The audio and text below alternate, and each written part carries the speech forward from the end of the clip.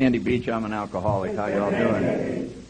We flipped a coin last night, and I'm going to start, and then we're going to go back and forth. And we decided to take 10 or 15 minutes each and briefly describe our stories and how we got here, and then talk a little bit about the hand of God in the origins of AA. Just very briefly, maybe each of our favorite stories that illustrates that. But I had some kind of miscommunication. I had all this stuff ready on the 10th tradition. And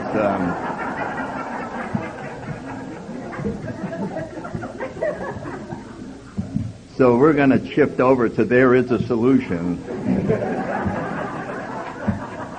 So that when you buy the CDs, you won't have the title on there, and then you listen, and it's all about the 10th tradition, and that would maybe get somebody drunk.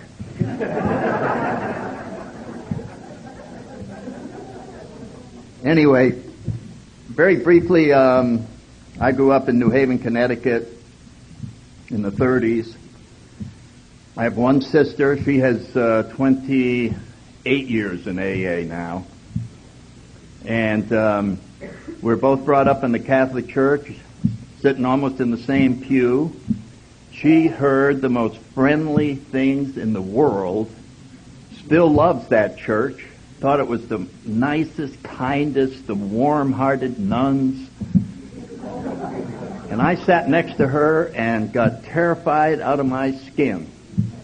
And at age 8, I was sitting on the front row. I'd studied that catechism, and I'd had my ear yanked, and what was going to happen to me. And I had a personal revelation. I was looking at the crucifix. It's about 20 feet high, wooden cross. You couldn't miss it. It was hanging right there. And it was like I kept staring at it, and it was almost like a light or a message came, and it said, "Little boy, do you see this?" And I went, "Yes." Well, this is what God did to His only Son that He loved.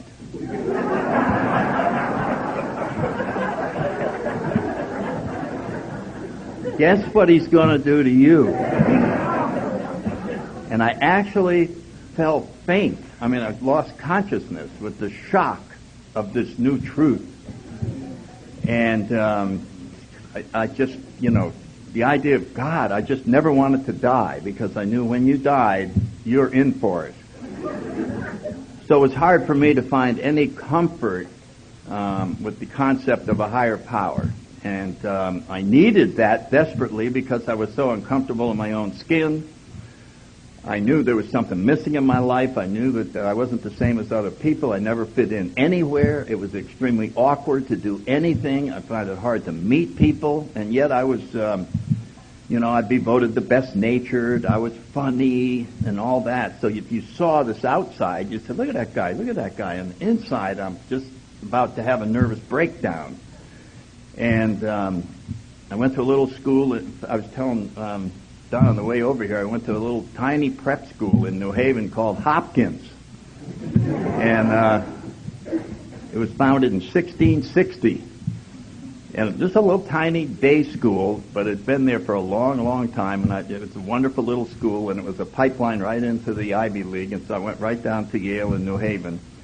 And when I got there, I was overpowered by all these people that came from all over the country, and they're all wealthy, and they all were just so much superior to me that I knew I didn't belong there. And I had this feeling during freshman year that the dean was going to call all 1,000 freshmen out onto the old campus and was going to say, "Gentlemen, we have discovered we have an imposter in our midst. He's right back there," and they were going to have guys come and get me out of there. So that was the comfort level that I had.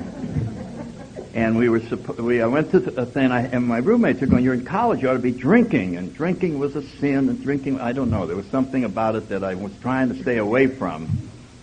But they kept telling me, it'll make you feel wonderful, make you feel wonderful. And I was at this social event where you're supposed to go around and meet all these other guys, you know, those type of things, mix and meet or whatever it is. It's just like going into combat as far as I'm concerned. That is terrifying. And I would try, and I couldn't pull it off. And that night I went over and walked up to a group, and they all were looking at me, and you could just see it. I mean, people talk with their eyes. You can see it there. And they were going, "We don't want to know you. We have enough friends. Stay the hell away from our little group." And it would just, you'd take my breath away. So I'd try to go to another group, and they gave me the same signal. It was so powerful, and so I couldn't get my hand out to actually say hello to anyone. And there was a bar there, and I decided, God, it'd feel good. That would be nice. And maybe I'll have a drink, and maybe it could feel good. And I had a drink, and nothing happened. I had another drink, and nothing happened. And halfway through the third drink, I decided to leave. I said, I don't feel good. It's astounding, the overrated stuff they're talking about. You know, what is this? And I turned as if to leave, and I looked back at these guys, and it was as if they were gone, and there were now 40 of the friendliest eyes I have ever seen. Everybody in that room wanted to know me. They were begging me to come join them. And I just went, my God, I can't believe this. And I just had a whole new view of the world. It was no longer a dangerous place. It was a wonderful place. And people in it were marvelous. They all were smiling, and I just had a spring in my step. And I suddenly had a realization that they're going to be lucky to know me. And it was sort of a mutual admiration going on right there. And I just, my fears were removed so I could be creative. I could think of something to say. It wasn't stifled anymore. And I thought to myself, you should have started drinking in grammar school. This is remarkable how it takes you to a new place to live. I just was in a world that I thought was just one. I just couldn't believe it. It was just the greatest. And I'd only been drinking 10 minutes. I now had the new favorite thing, and there wasn't even a close second.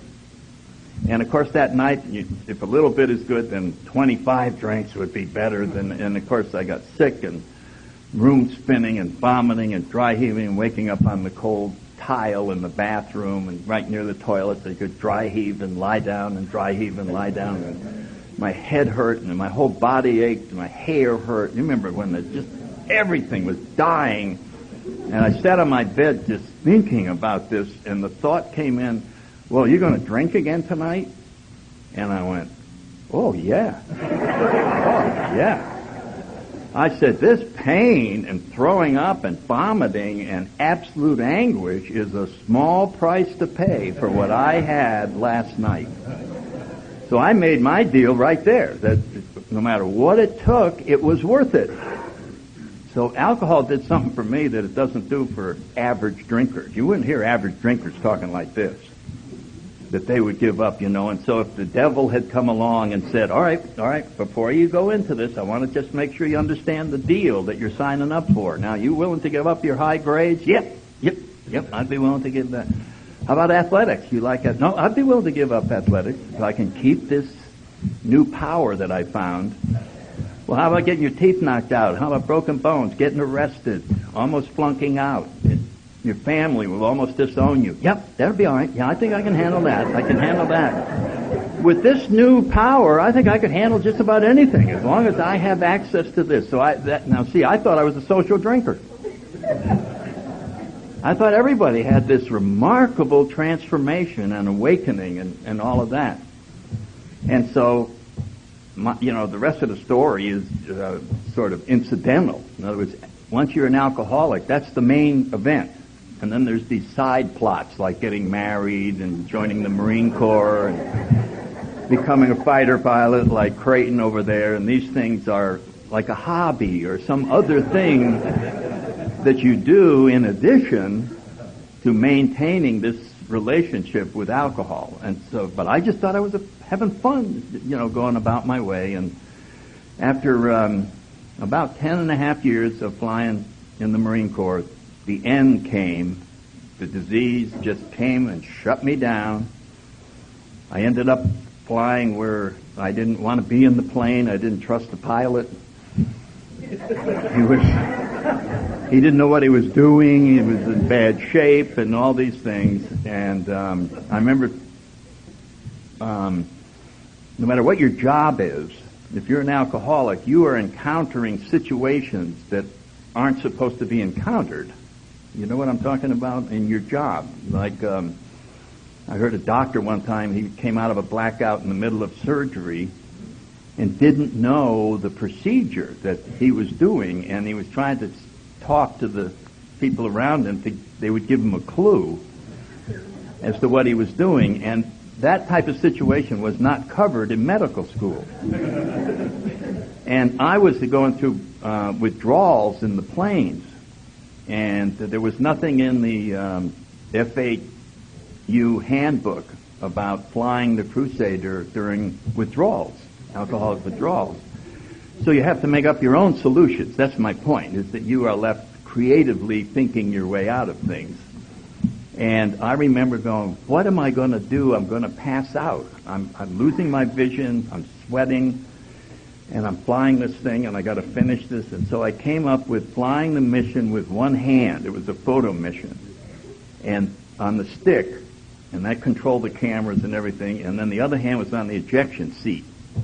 And my theory was that if I passed out, I'd pull the curtain, and I would go out. The plane would crash, the chute would open automatically at 10,000 feet, and I would be safe. And I remember, in spite of feeling panicky, I felt smug. You know what I mean? It was almost like, well, they almost had the old fox, but he got out of another one. And so you can see we're not doing too well. And so I went to the doctors, and they couldn't find out what was wrong, and they diagnosed me after 3 weeks of observation as childhood fear of flying, and I was retrained as an air traffic controller during my last year of drinking. And during that time, I lost about 50 pounds, malnutrition, stopped hanging around people, just drank alone, drank vodka, I put vodka in soup. And that was what I was trying to eat. I couldn't eat food. I was very sick. And I came back to the States and had a grand mal seizure, went into the hospital, and 6 days later had the DTs, and there were people in the CIA was trying to break me, and it was just remarkable, all that. And evidently I was screaming all over the place, and they got me and put me in a straitjacket and locked me up in the nut ward for 6 months. And so that was my crashing and burning. And while in there, an AA group talked their way in. They said, you know, you have some alcoholics in that mental ward. Oh, we don't have alcoholics in the Navy and all that. We think there's a few in there. Why don't you let us bring a meeting in? And so a corpsman had 3 of us fall in our little bathrobes. We went down. I heard about it. It sounded great, but I didn't think it was exactly for me. And so when I was let out and they told me if I ever drank again, my career was over. And, I just had one drink here and one drink there. And now I'm smuggling booze back into the nut ward. And somehow I got out of there, was sent back. I knew I was going to get caught. And on December 7th, 1964, which is my anniversary, I called AA from the Marine base at Quantico, and they sent another Marine captain over. He was the only other Marine member of AA, and he came to my house and took over. He was my sponsor. He's still my sponsor. I have the same sponsor for almost 40 years. And he just took me in and took control of my life. He just said, this is a 12-step call. I talk, you listen. Boom. Get in the car. That was the basic message. And I haven't had a drink since. And I was indoctrinated into this incredible program that we're going to talk about today that has been the most exciting thing. I thought flying those planes was exciting, but this is much more exciting. It's a much bigger deal. It is absolutely, there's no comparison. And if you're new, we hope to impart to you today the tremendous excitement of spirituality. This is the major leagues. When we move into this level, we're going up at the epic level. This is why we're alive, is to have the opportunity to experience what's available here. Thanks. I'll turn it over to Bob.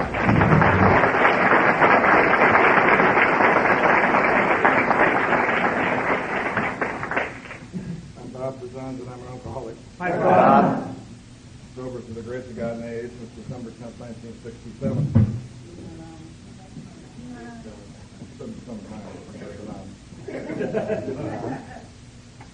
You want to take this one? No, I got, okay, that's all It's right. on? Isn't Sandy wonderful? Yeah. Yes, he is. He is.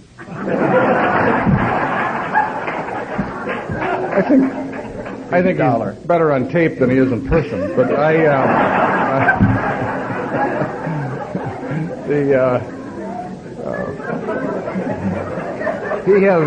he has been one of my heroes in AA. I think he is one of the most gifted communicators we have. Many of you know my story. I started drinking when I was 13. When I entered high school, I was 4'11", 95 pounds. He kind of told my Catholic, experience. There was a lot of pain and guilt. I never escaped, but I, experienced the pain and guilt. But doesn't he put into words the experiences that almost all of us have? Word pictures. You can just see it and experience it, and all of us have those. And what I find fascinating is a lot of those old ideas still bedevil us. Ideas we've made up about ourselves, about how good we are at certain things and how bad we are at certain things. We're 60 years old, and still some of those things crop up, that we made up our minds about when we were 8, 9, 10, and 11 years old. When I entered high school, I was 95 pounds, 4'11", insecure, almost all mouth. I was the class clown. I was had these constant eyes looking for what I thought you wanted, trying to fit in, trying to be a member of the in-group. Had my experience with alcohol. It was much like Sandy's. It wasn't like a change. It was like a sex change operation. It literally was a transformation, which is interesting because I think that's what recovery does, is give us a transformation. And I felt like I wasn't part of the group. I felt like I owned it. It literally allowed me to move around with a sense of ease and comfort that I've never had in my life. And when you find something that's great, you just chase it. And I chased it, pretty hard. And by the time I finished high school, I was in a lot of trouble for drinking. I had false ID cards, been arrested, car accidents. Went away to school, thought I'd get away from. I thought the problem was I was underage, and the police nor my parents thought that was a good idea that I drank. I went away. I drank my way to the University of Notre Dame, middle of my senior year. And you just, there's a lot of stories that went on. I was due to be commissioned as an officer. I had to get a medical release. The medical release I got was for alcoholism. I was diagnosed an alcoholic when I was 19. I thought that was nuts. I thought, how can a 19-year-old be an alcoholic? Kind of unusual. You'd run into a psychiatrist that knew enough about alcoholism that he was willing and able to diagnose a 19-year-old as an alcoholic. Wanted me to go to either the treatment or AA. I was not prepared for that. And I was just confused. I couldn't give up alcohol. It was the only thing that made sense to me. I think it kept me alive during that period. Suicide, for whatever reason, was a regular thought for me. And I don't know if it was just the kind of suicide where we feel sorry for ourselves or how serious that would have gotten, but alcohol relieved. When the rest of the guys would go on semester break up to New York for the city, I'd go buy 3 bottles, and I'd get an overstuffed chair from the lounge, put it in my room, and I'd read and drink for the weekend. That was my trip. And when I walked out of Notre Dame, I came back. I finished school at St. Thomas University. When I finished school there, my father said, "Bob, you got to leave the house." I'm one of 7 kids, great parents, great brothers and sisters. He said, "We love you. We don't know what to do with you." He said, "You're just a mess. You're a bad example for everybody else in the family, and you got to go." So I, took a job at a liquor store, and have to use your gifts. And Vietnam's on. I'm kind of doing this part-time thing, trying to figure out what branch of the service I'm going to, try to get into. And the third time they lost my physical after I was accepted into officer candidate school. They lost my physical. The fourth time I took the physical, they failed me. They said, take it again. So I took it again, and they filled me. And I got a job as an executive trainee. All I wanted to do was grow up. It seemed like adults were okay. Kids had these awkward moments. All I wanted to do was get to be kind of like my father and his friends, and they'd make you vice president someplace, and you'd be okay. And I didn't know there was a process involved in that. I thought you just kind of happened automatically. And I went to work at a local corporation, and I was a basket case. I had no idea what I was doing. They put me behind a desk. I didn't know what I was doing behind a desk. Can't stop drinking. Now I'm the company drunk. They used to use my room at Notre Dame for a study hall. Rudy, you see that movie Rudy? He went to Notre Dame. I passed through. He actually had the experience. When you're an alcoholic, you don't get to have a life. What you give up is yourself in that process. And I gave up myself in that process. And now I'm at this company, and I'm just, I use up my sick leave in the first 4 months of work. I am falling asleep at my desk. I'm sleeping my hangovers off in broom closets and dark rooms. And, I quit the job, took a job as a salesman, thought it would give me more flexibility. And I can't shut down my drinking. I don't know what I just can't get the rhythm, and I can't drink and work, which, so therein lies the problem.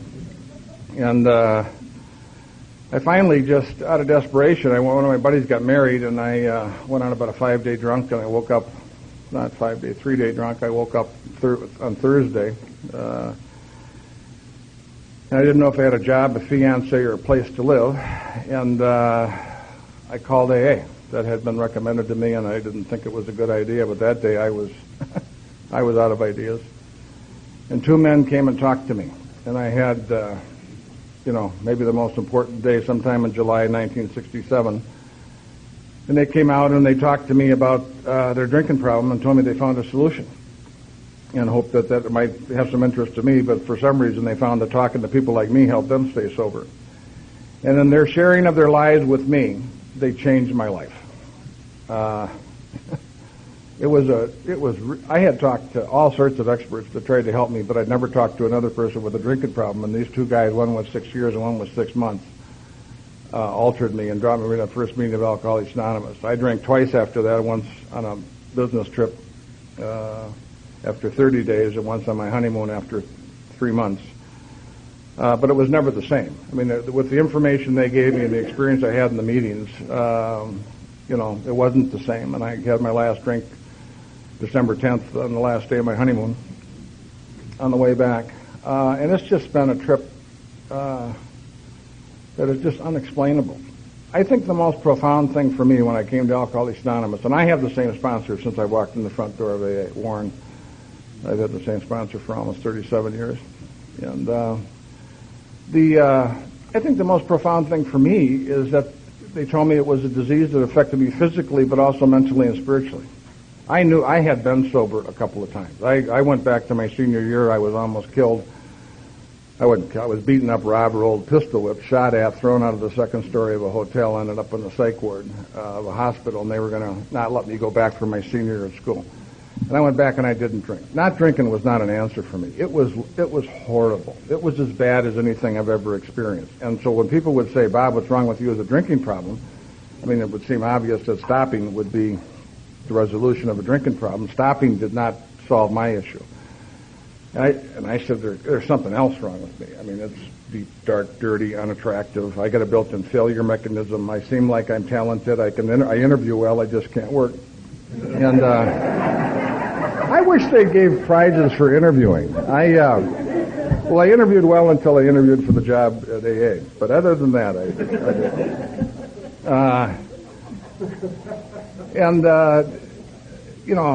when they told me that it was physical, but I remember my sponsor told me that the physical part was like 10% of the deal.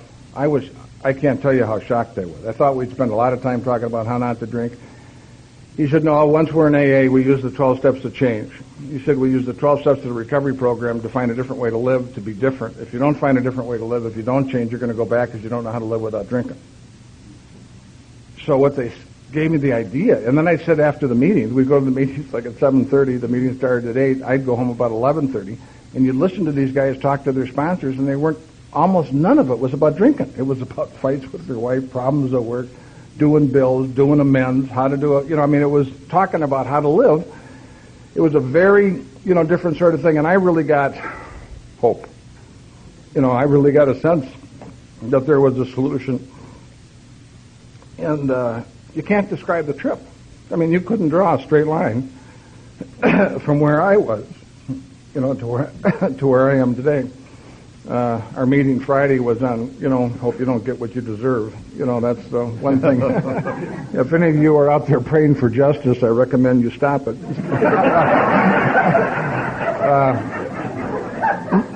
Mercy is a better mercy is a better approach to the thing. So it's just been a hell of a ride. It has been a solution.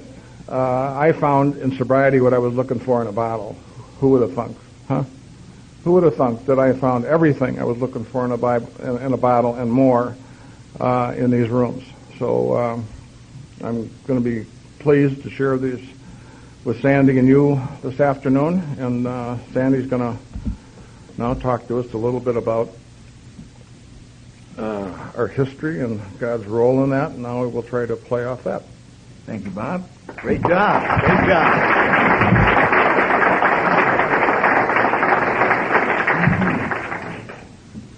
Now, if you knew there's going to come a day in your AA life when history will grab you, in the beginning I wasn't remotely interested in it. And as time has gone by, it just becomes more and more fascinating, and I love our archivists, and I'm so grateful for all the work they've done. But one of the things that I see in there that makes me just feel so wonderful is the hand of God. You just see that this thing did not just happen. I'll tell you something that did just happen without the hand of God. That was the Washingtonian Society, which was incredibly successful for a certain period of time, and then it just collapsed.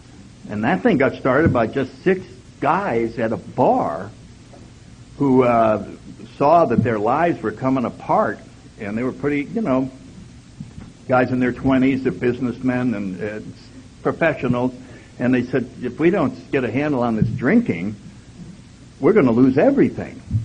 And they said, yeah, you're right, and they drink to that and all that kind of stuff. And what was big at this time in the 1840s were temperance movements and pledges and all this kind of stuff. So they said, we'll make up our own pledge. Maybe the 6 of us can keep each other sober. So let's get a pledge. Yeah, I'll get a pledge. I'll get a pledge. And they got this pledge, and it didn't have anything to do with God. It just had to do with saying in front of other people, I swear to never touch this evil stuff, and blah, blah, blah. And then they found that the 6 of them, they would meet once a week and talk about how they didn't drink. And they said, this is great, we ought to go out and promote it. And so they had great promotions, and they tried to get people of high stature to join so that other people would join. And it became an incredibly exciting event. And at the end of the first year, they had something like 6,000 people in a parade in Baltimore, Maryland, celebrating this wonderful thing that they had discovered. And they allowed no politics, no religion, no nothing. You just don't drink. You say this pledge, and then you share about how you're doing without this evil alcohol. And within a relatively few years, 6 or 7 years, they had gone to other cities, and this thing was up. The estimates are between 300,000 and 400,000 members, which is a bigger percentage of the population than AA is today. That's how big it was. And it disappeared like that. They took positions on outside issues, started dividing amongst themselves, and there was no spiritual basis. It was almost like a pyramid club, and you just keep generating this excitement, and it just disappeared. And it disappeared so far from the radar that when Bill Wilson was working on the traditions, and someone said to him, you ought to look at the experience of the Washingtonians, because they could teach you a few lessons about how an organization can fail and fall apart. And Bill Wilson had never heard of the Washingtonians. Never heard of them. You know, I mean, here he is, he's supposed to be learning everything about this. In our case, it's nothing like that. Nobody sat around and dreamed up anything. They just were instruments in the grand scheme of things. And we see that in the 1920s, and when, as Ray O'Keefe put it, a cast of characters was being assembled in Vermont, in Manchester, Vermont. And there was Bill Wilson over from East Dorset. There was Ebby Thatcher over from Albany. There was Roland Hazard up from Rhode Island, where they had summer homes. There was a beautiful young lady whose father was a doctor in Brooklyn, Dr. Burnham, named Lois. And she summered there, and these teenagers got to know each other, and as the events unfolded, each one of them played a critical role all the way down to the founding of Alcoholics Anonymous and Al-Anon. And the first one was Roland, and he went to see Dr. Young. He was supposed to inherit the family business, many millions and millions of dollars, and he knew his alcoholism was going to prevent him. His father knew it. They had him go to all the best doctors in the United States, and as a last resort, they went to Dr. Young. He spent a year with him as Dr. Young worked on him to cause the transformation that is necessary to be set free from this terrible disease. And at the end of the year, Dr. Young explained if he ever drank again, he may end up in a sanatorium, which is where people went. He said, I understand. He got as far as Paris. Somebody asked him the wrong question. They said, would you like a drink? And he said, yes, I would. Very short order, he's back to Dr. Young. Dr. Young, I'm all messed up again, blah, blah, blah. And if you think about this moment in time, it is as if it's being explained to him that he's an alcoholic and you cannot manage your own life. And then Dr. Young, when he said, Dr. Young, what can you do for me? Dr. Young, with all the humility of a world-famous psychiatrist, said, there's nothing I can do for you, which set the stage for no human power could have relieved our alcoholism. There it was. This was the court of last resort of human power. And what it did the secret thing that is necessary in recovery. It took all hope away from Roland. It left him desperate. It left him so that he had nothing to cling on to. And then Dr. Young said, now I have heard of some cases like yours where people have found a spiritual power and they have recovered. If I was you, I would go look for a spiritual program. Now, until he told them there was nothing he could do, I don't think he could have talked Roland into looking for a spiritual program. He wasn't interested in a spiritual program. He wasn't spiritual. I'm not into that stuff. But once he found out there was nowhere else to go, he eagerly went after a spirit. Where can I find a spiritual program? He was just on a search. And that God could and would if he were sought. And he found the Oxford group, which was real in. They were all over the place, and it was a great place, and he got sober. And the next cast, when Bill's sponsor, Ebby, he was the next to crash and burn and in front of the judge. Roland Hazard and Shep and one other guy were there, and they said, would you release him in our custody? And the judge said, sure, be glad to, and they took him to the Oxford. And Ebby got sober. And Ebby, once he got sober and realized how exciting it was, he thought of his old buddy Bill Wilson, and he said, maybe Bill would like to do it. And we all know he went to Bill's on that Saturday morning, and Bill's dying. He's at the bottom of everything. And he just can't deny how good Ebby looks. You talk about a program of attraction. He couldn't believe any of the ideas, but he saw what was happening. He saw his friend, and he just couldn't believe it. And Ebby was telling him, you just need a higher power. And Bill had the same experience with God as a child. He said, oh, no, I'm not into that. And Ebby said, choose your own concept of God. You just need something. And in his next hospitalization, Bill cried out, if there is a God, let him show himself to me. And the room lit up, and he had this great experience.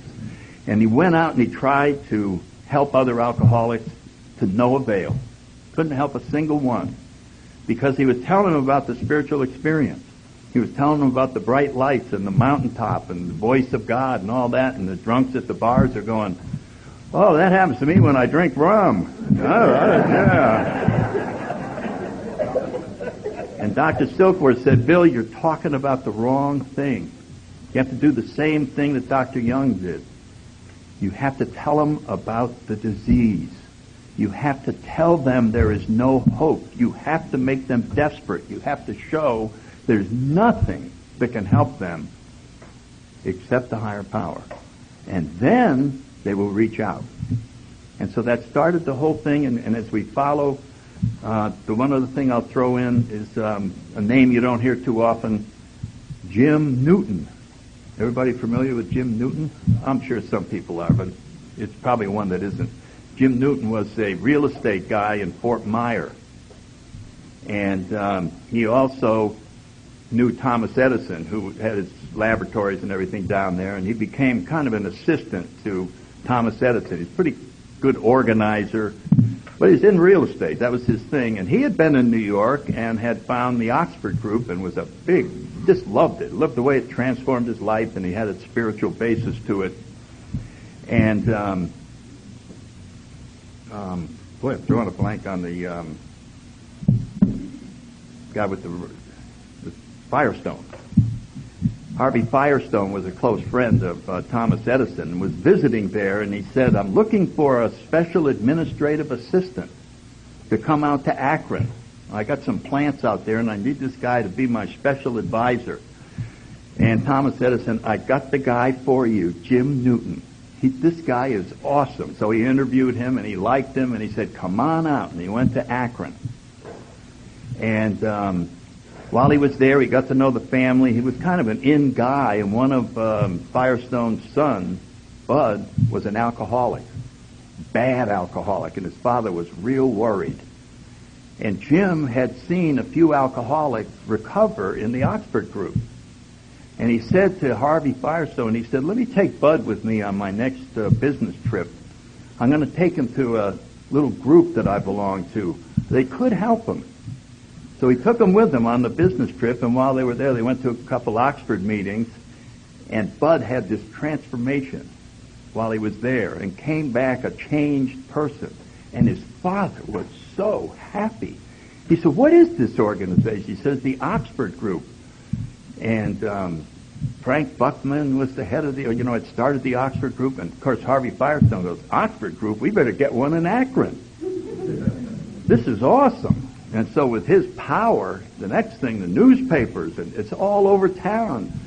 And celebrities and Frank Buckman and all these personalities are going to be here. Come to the churches and see the Oxford group. And everybody saw it, including Ann Smith and Henrietta Seiberling.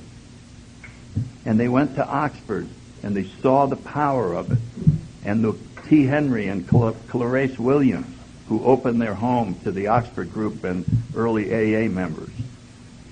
And as a result of that, Dr. Bob was brought, kicking and screaming, by Ann to the Oxford group. And he got all of the spiritual part of the group except the not drinking part. And so we had Henrietta, we had Ann, and it was a custom in the group when a person confessed a problem that the rest of the group pray for a solution. And everybody knew he was an alcoholic, but he hadn't confessed it yet. And so at an Oxford group meeting one night, he said, I want to confess something probably none of you know. But I have this terrible drinking problem. There's nothing I can do about it. I'm trying desperately to get help, and et cetera, et cetera.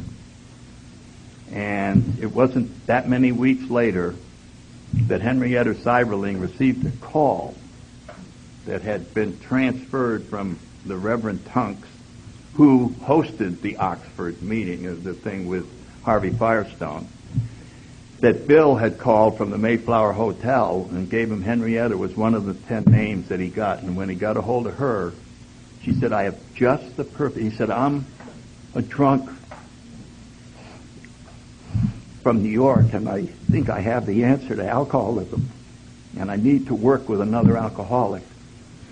And she said, I've been expecting your call.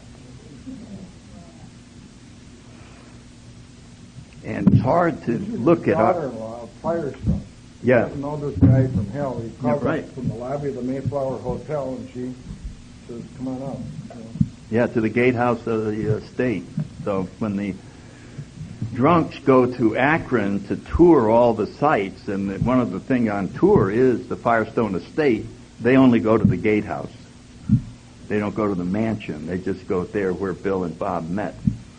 Those are the stories that I wanted to share, that you can see nobody was doing anything. They were just being guided. It was just being handed. They were just put in desperate situations, and events were just transpiring. Bob, pick it up and pick it up. Thank you.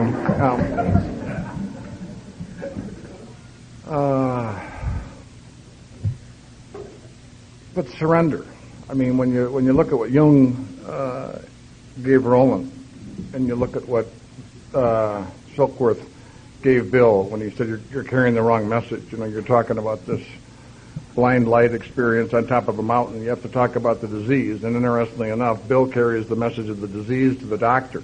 If Bill would have tried to trade spiritual experience with Dr. Bob was enormously.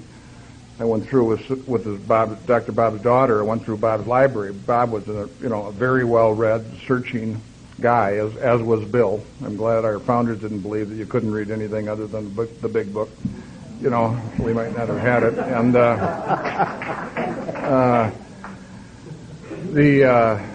it really is. I mean, Jung wrote a book called Man in Search of His Soul, and I happen to have that book right now. And Bill autographs it, to Bob Smith at Christmas. He said, "Hey, Smitty, read this. Great stuff." And it is. Those men were searchers. And there was something happening in the 30s. There was a spiritual revolution that was happening. The Unity movement, Science of the Mind Church, the Oxford group. There was just Emmett Fox. I mean, there was this revolution that was going on in spirituality. I don't know if it had to do with the Depression or whether it was just, it seems like, spiritual openings come at different periods of time. But what I do know is that if you've got someone who's really locked into a serious problem like alcoholism or any other kind of serious problem that none of us have in this room, we've been in a relationship with that for a long time, trying to change it, trying to alter it, and unsuccessful. Okay, but we are like locked in. It's like a tar baby. We have our arms wrapped around that sucker, and we're doing everything there's no opening. One of the great Zen masters said you need the mind of a beginner, not the mind of an expert. The mind of an expert, there is no opening. There's no space. But what happens with surrender is your ego gets destroyed. When your ego gets destroyed, there's an opening. You aren't there. And when you aren't there, you have like a clean slate that someone can come in and say, try this. Would you be willing to look at this? And what happened to Bill, and what happened to Bob, and what happened to Roland is that they got knocked on their buns. They had a surrender experience, and they were at that moment open, clear, and empty. I think the story of the book is one of the next great stories in Alcoholics Anonymous.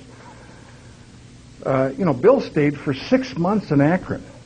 You talk about the Depression. What better time could we have had to incubate Alcoholics Anonymous in the Depression? He didn't have a job. He was down there working on a proxy deal down there that had kind of fallen through. He still thought it might do it. So he hangs out, and they go get Bill Dodson, and they go, and then they get Ernie, and they start building this thing, and they've got a bunch of guys going. Bill goes back home to New York and starts.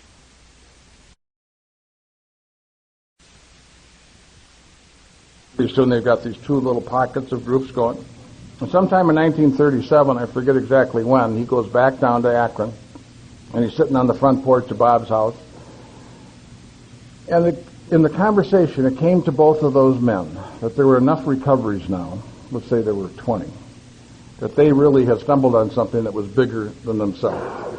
They weren't looking to start Alcoholics Anonymous. They were looking for a way out. They weren't trying to start an organization. They were trying to stay their themselves from this horrible grips of the disease, and somehow they knew that working, when Silkworth talked to Bill, and Bill made the other connection in the lobby of the Mayflower Hotel, was Bill discovered at that moment that he needed to talk to another drunk, not to help the other drunk, but to maintain his own sobriety. That was not a small revelation that he made. So when he went to that man, it wasn't to inform the man, okay? It was also to maintain his own sobriety. There was a humility in that approach that might not have been there when you were trying to tell someone about your spiritual revelation. So at that moment, Bill said, we got to get this message out. There's just, lots of people who need this message, and they made a decision to write the book. And over the next year and a half, they wrote the big book of Alcoholics Anonymous, primarily authored by Bill, but the first 3 or 4 chapters were roughed out by Bill, sent to both groups in New York and Akron, and kind of jostled back and forth. And then when the project kind of bogged down, Bill kind of took it by the horns, as I understand it. I don't know if that, and wrote most of the rest of the book. And then they sent out the manuscripts. I don't know how many they sent out to people. And many of you have probably seen the original manuscript where the steps are in the I form. And after you get done, when you read, how it works, and you get down, and it says, that probably no human power could have relieved it. God couldn't would if you saw it. And it said, if you've read so far and don't agree with this, please throw this away, throw it away, or else reread it. And but there were a lot of comments. Maybe the greatest of which is that the we got put into the steps rather than I. And so here, this book, they didn't have enough money to publish it. They got a loan from Rockefeller and a loan from Bert, the guy who was had the clothing store, and they, got enough money to get the 5,000 volumes of the book, and the publisher kept most of the volumes. They broke free, from some of those. So, and then they had the article in the Cleveland Plain Dealer, and they got, 800, members come in. Then Rockefeller has the dinner, and they give all the books out to the big shots, and they hope they're going to raise money, and they got about $1,500 from those dinners for a number of years that they eventually paid back. But if we know more about that story, it is just at the last moment. They didn't have the money, and somehow it came, and they just, couldn't get the books, and it was just, and for a man to have written that book with 3.5 years of sobriety, or 4.5 years of sobriety. Bill got sober in December 11th, 1934. So I guess, and the book got published in April of 1939. So there was, 5 years between the, most people with 5 years sobriety, you wouldn't let them cut your yard. And, he is, and here is this guy who, that's a joke, not 5 years, maybe 5 months. But here's this guy, I asked the guy to paint my porch, and he came back and after he painted it and said, that wasn't a Porsche, that was a Mercedes.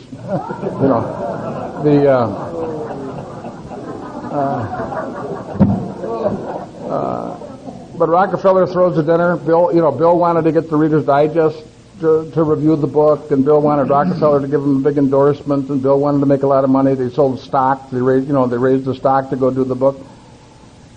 And then at the dinner, Rockefeller said, that money was going to ruin this thing by accident. By accident, what he said is this is a work of, we got some of the greatest principles that have helped us stay alive over a period of time, and then the Jack Alexander article in 1941. But the book, the codification of the principles, spiritual principles that we have.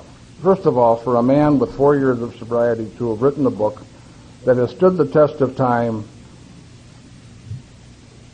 unbelievably well. This is a time when people, specialize in tearing apart things of God.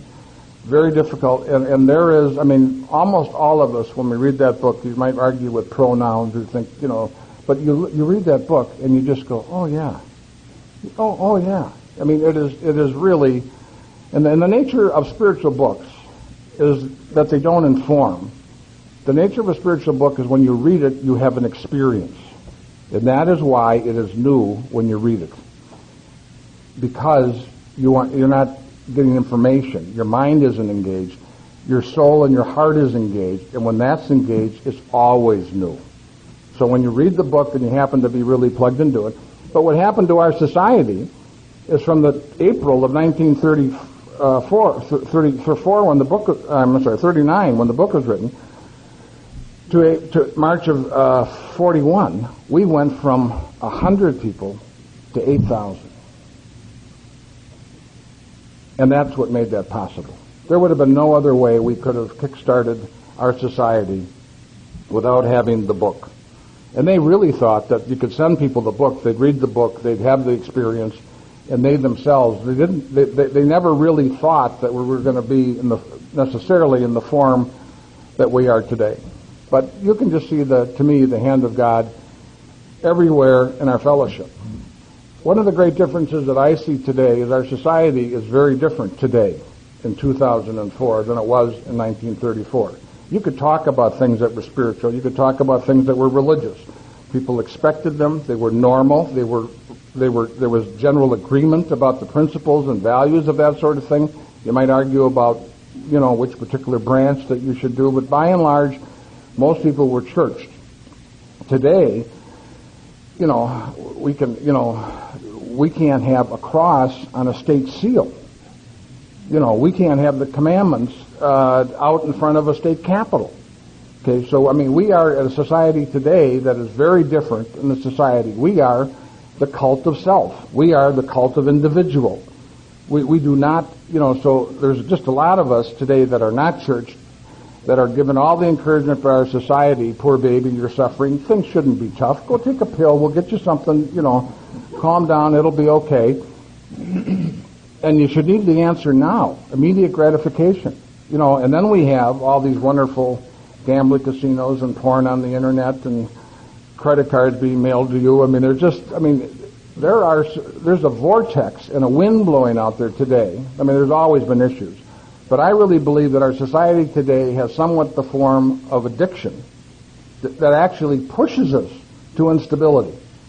When our society, Alcoholics Anonymous, was founded, I believe society supported stability. And so some of us, if we're sitting out there wondering why our thinking always isn't very good, wondering why we're having trouble, if you're not kind of centering yourself in some of the messages that we have, and you're unaware that the wind's blowing, and you wonder why your golf ball's going left. There's a 40-mile-an-hour wind out there, Tiger, and if you aren't hanging on to something, you're going to go left.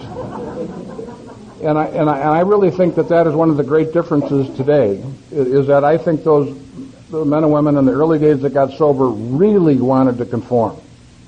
They really felt the pain of nonconformity and wanted to take on the responsibilities of their life. Today, the message of the world is your responsibility is to you. Just do your own thing. Take care of yourself. You're the most important person in the world. And as we will get into spiritual principles, our book says serving others is important. Having God be the center of your life. And I really think that message is not out there in society today, and it is hard for us to grab a hold of and hang on to. And that's part of what happened when Jung says, there's been spiritual transformations. The central idea, what he said to Roland, there are people that the very central ideas and values of their lives are transformed. That's not an alteration. That's not an improvement. That is a transformation. And when those are changed around, when you have an alteration in how you be, everything you do changes. That's a transformation. And that's what I think when Sandy talks about we've got a solution. It's really a solution. It is a change of heart, as they talk about in the chapter Working for Others. It is a change of heart, and that's what we're looking for. It doesn't have, it needs to be encouraged. And I think our book, the history of how our book came to be, and the role that our book has played over a period of time is one of the great stories and God stories in AA.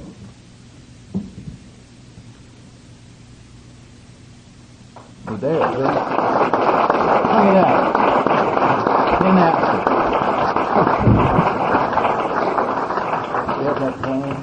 Wow, what a great message. We're going to take 10 minutes and